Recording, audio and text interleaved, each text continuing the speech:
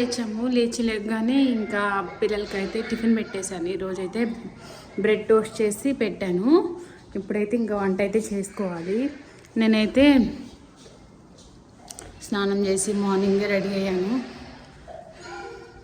ఇప్పుడైతే వంట అయితే ఫిష్ చేద్దాం అనుకుంటున్నాను. మొత్తం కడిగి పెట్టేశాను. ఇంకైతే తాలింపు వేసేద్దాము. మసాలా కోసం అయితే ఫస్ట్ ఆయిల్ మనం ఫ్రై చేస్తాం కదా, ఆ మసాలా కోసము ఆనియన్స్, ఎల్లిపాయలు, జీలకర్ర, ధనియాలు వచ్చి 2 స్పూన్లు, జీలకర్ర 2 స్పూన్లు, ఒక పెద్ద ఆనియన్, 3 ఎల్లిపాయలు, 4 ఐటమ్స్ మిక్సీ చేసుకుందాము.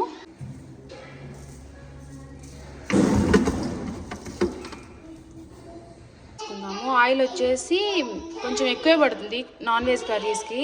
మెంతులు చేసిన పేస్ట్ ఉంది కదా, అది వేసుకుందాము. మంచిగా బ్రౌన్ కలర్ వచ్చే వరకు అయితే ఫ్రై చేసుకోవాలి.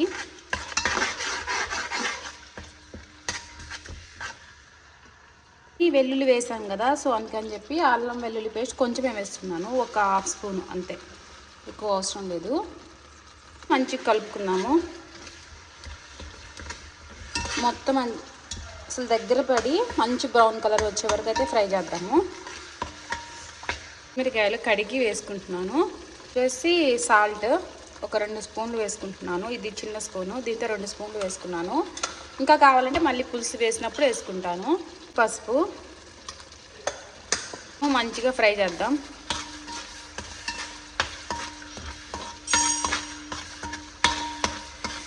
ఇది ఫ్రై అయ్యేలోపు మనకి టమాటా కూడా కావాలి కాబట్టి ఆ టమాటాని ఫ్రై ఇది మిక్సీ వేసుకుంటాను. ఈ మనకి కేజీన్నర ఫిష్ కాబట్టి ఒక 2 టమాటాలు వేసుకుంటాను. మీడియం సైజు, పెద్దవి కాదు. పెద్దవి అయితే ఒకటి సరిపోతుంది, ఎందుకంటే ఆల్రెడీ చింతపండు పులుసు పోస్తాం కదా దీంట్లో, అందుకని చెప్పేసి టమాటా వేయని అవసరం లేదు. కానీ ఒకటి వేసుకుంటే ఫ్లేవర్ బాగుంటుంది, సో అందుకని వేసుకుంటున్నాను. నేనైతే ఒకటి వేసుకుంటాను పెద్దది. చూసారా, చూడండి ఎంత మంచిగా బ్రౌన్ కలర్ వచ్చిందో. ఇప్పుడైతే ఈ స్టేజ్లో ఉన్నప్పుడు మనం టమాటా రసం అయితే వేసుకోవాలి. టమాటా జ్యూస్ అయితే ఒక బిగ్ సైజ్ టమాటా తీసుకొని పేస్ట్ చేసేసాను. ఆ టమాటా కూడా లైట్గా కుక్ అవ్వాలి. కుక్ అయిన తర్వాత మనం కారం, మసాలాలు ఏమైనా ఉంటే వేసుకోవాలి. ఇప్పుడైతే నేను ఒక కారం అయితే వేయాలి. అయితే ఒక 4 స్పూన్లు వేస్తున్నాను. నేనైతే కొంచెం కారం ఎక్కువే తింటాము. అయితే కొంచెం పెద్ద స్పూన్ కాబట్టి ఒక 3 వేస్తున్నాను నేనైతే, అంతే. మీరు మీ రుచికి తగ్గట్టు అయితే వేసుకోండి.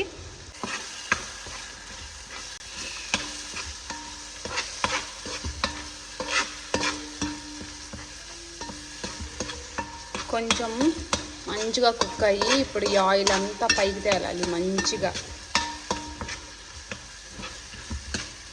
5 మినిట్స్ అలా ఫ్రై చేసుకుందాము. ఇప్పుడైతే కరివేపాకు వేసుకుందాము. చింతపండు రసం అయితే పోస్తున్నాను. చింతపండు రసం వచ్చేసి నేను ఒక 2 నిమ్మకాయలంత సైజు ఉన్న 2 నిమ్మకాయల సైజు ఉన్న చింతపండు అయితే తీసుకొని నానబెట్టుకున్నాను. ఇప్పుడైతే ఈ రసం అయితే వేసుకున్నాను కదా, ఇప్పుడైతే 1 లీటర్ వరకు నీళ్ళు అయితే పోసుకుంటాను. దీంట్లో ఇప్పుడు సాల్ట్ అయితే చూసుకొని సాల్ట్ కూడా కొంచెం అడ్జస్ట్ చేసుకుందాము. ఇప్పుడు ఇంత చిక్కగా ఉంది కదా, ముక్కలు వేస్తే ఇంకా పలచగా అవుతుంది. సో అందుకని ఇంతకు మించి అయితే వాటర్ అయితే పోయకూడదు. కేజీన్నరకి 1 లీటర్ పోసుకోవాలి అనుకుంటున్నాను. ఇందాక 2 స్పూన్లు వేసుకున్నాం కదా, ఇప్పుడు ఒక 2 స్పూన్లు వేసుకున్నాను. ఇంకా కావాలంటే కర్రీ అయిపోయిన తర్వాత అయినా వేసుకోవచ్చు. కుక్ అయ్యి పొంగు వచ్చే వరకు అయితే ఉందాము. కూడా పెట్టేశాను. ఈ విధంగా మరుగుతుంది కదా, ఇప్పుడైతే మనం కడిగి పెట్టుకున్న ఫిష్ ముక్కలు అయితే వేసుకుంటున్నాము.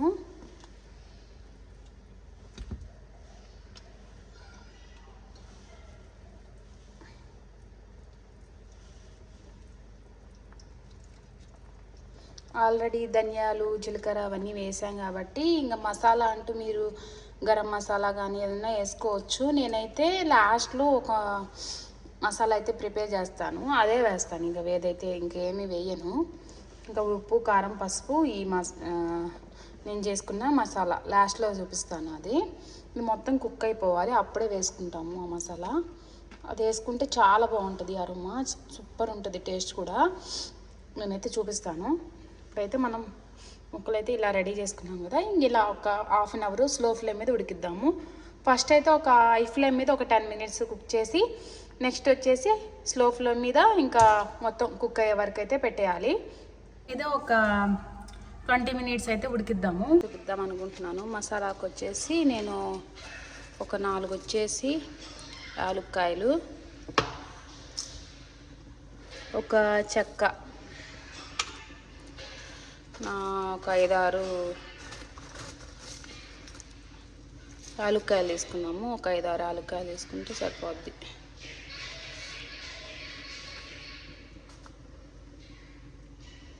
అంతే తీసుకొని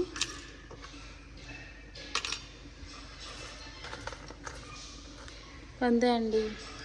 దీన్ని మిక్సీ పట్టుకొని పొడి చేసుకొని ఇంకా దాని మీద చల్లుకున్నామంటే మంచిగా సూపర్ ఉంటుంది. అది మిక్సీ చేసుకొని ఆ పౌడర్ అయితే మనం కర్రీ మొత్తం అయిపోయాక దాని మీద చల్లామంటే సూపర్ ఉంటుంది టేస్ట్. ఇంకోసారి ట్రై చేయండి మీరు కూడా ఫిష్ కర్రీ చేసినప్పుడు.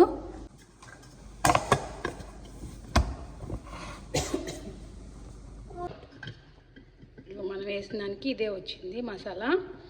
ఇదైతే మనం కర్రీ పూర్తిగా అయిపోయింది, ఇంకా 5 minutes దించేస్తాం అనగా ఈ మసాలాని అయితే చల్లుకుందాం. ప్రజెంట్ ఈ స్టేజ్లో ఉంది. ఇంకొక 20 minutes అలా పడుతుంది. మనం స్లో ఫ్లేమ్ మీద ఒక 20 minutes అలా కుక్ చేశాక ఇంక ఈ పౌడర్ అయితే వేసుకోవాలి.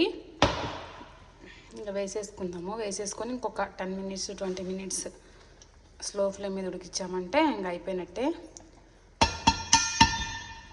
అంతే, మొత్తం వేసేసాం కదా. ఇంకొక 10 minutes అలా ఉడికిద్దాము. 10 or 20 minutes అండి. ఇంకంతే, కొంచెం ఇది థిక్ అవుతుంది. ముక్క ఏదైనా ఉడకాల్సింది ఉంటే ఉడికిపోద్ది. ఇప్పుడు మనం వంకాయ కానీ ఏదైనా మామిడికాయ కానీ ఏమైనా వేసుకోవచ్చు ఈ స్టేజ్లో.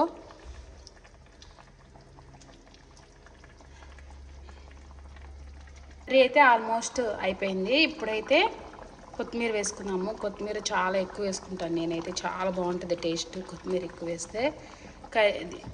గ్రేవీ కూడా మంచిగా చిక్కబడింది. ఇంకైతే కొత్తిమీర వేసుకున్నామంటే ఇంక అయిపోయినట్టే. ఇంక కర్రీ అయితే అయిపోయింది. నాకైతే స్మెల్ మామూలుగా రావట్లేదు. మీరు కూడా ఎవరైనా ట్రై చేసి ఎలా ఉందైతే నాకు కమెంట్ అయితే చెల్లికి పెట్టి అన్నం నేను కూడా తినాలి. కర్రీ ఇలా అయిపోయింది. నేనైతే పిల్లల కోసం అయితే వేసేసుకున్నాను. పిల్లలకి నాకు ముగ్గురికి ఇదే. ఇంకా కొంచెం కర్రీ వేసుకుంటాను. వేయాలి తినడానికి. ముగ్గురం అయితే తినేస్తాము. ఎలా ఉంది? నచ్చింది. అన్నం అయితే తినేసాం కదా అందరం. జున్ను అయితే పడుకున్నాడు, బన్ను అయితే ఆడుకుంటున్నాడు. ఇప్పుడైతే స్వీట్ పొటాటోస్ ఓవెన్లో పెడదాం అనుకుంటున్నాను. 40 minutes ఉంటే అవి బాగా ఉడికిపోతాయి. ఇప్పుడైతే నేను టెంపరేచర్ 40 minutesలో పెట్టాను. అంతే, 180 degreesలో పెట్టాను. అంతే. పొటాటోస్ ఇవైతే పెడుతున్నాను. పెట్టేసి స్వీట్ పొటాటోస్ పెట్టి అలాగే మర్చిపోయి నిద్రపోయాము. నేను, బన్ను, జున్ను ముగ్గురు నిద్రపోయాము. కానీ అది టైమర్ పెట్టా కాబట్టి అవేమి పాడవలేదు, మంచిగా ఉడికిపోయాయి. అయితే ఇంకా నైట్ నేను ఫుడ్ తినట్లేదు కదా, ఇది ఫాస్టింగ్ ఉంటున్నాను ఒక 40 days. ఇప్పుడు మా హస్బెండ్ వచ్చి తినాలి ఇంకా అవి. ఇప్పుడు ఇంకా రాలేదు, టైం వచ్చేసి 9 అవుతుంది. ఇంకైతే స్నానం అయితే చేద్దామని అనుకుంటున్నాను. ఆల్రెడీ జున్ను స్నానం చేస్తున్నాడు, బన్ను ఏమో పడుకున్నాడు, ఇంకా లేవలేదు వాడు.